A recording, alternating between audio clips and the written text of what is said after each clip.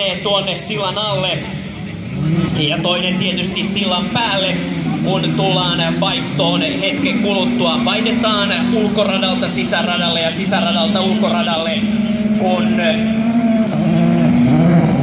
Kuuma Kärki on tämän yleisöerikoiskokeen saanut läpi. Ja tässä kuitenkin riittää myös täällä yleisöerikoiskokeessa. Ja näin saadaan sitten tähän viimeiseen pariin Esa-Pekka Lapillekin vielä kova haaste, kun näyttää olevan pieni stippu tuohon kaarteeseen mentäessä, mutta hyvin EP kontraa ja autossa. Yllättäen. Ja otetaan tuosta samasta luokasta VRC2 täältä suomalaisväriä myös haastatteluun. Juha Salo, mitenkäs päivä on kulkenut?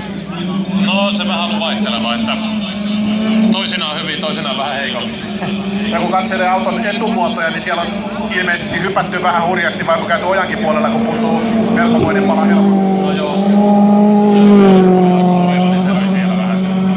Miten muuten, onko auto toiminut? Verkkeet toimii ja hyviä aikoja tulee, niin ei joku se laskee menee. Kuinka korkealle oikein mies meinaa tähdätä?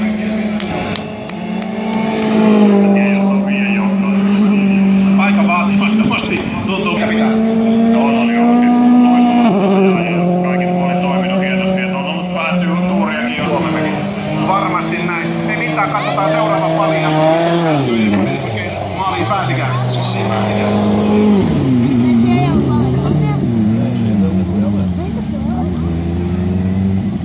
Kertainen Ukrainan rallimestari ja mukana MM-sarjassa eri kilpailuissa jo useamman vuoden ajan. Jos oikein muistan, niin vuonna 2009 Valeri Korban ajoi debyyttinsä MM-rallilla.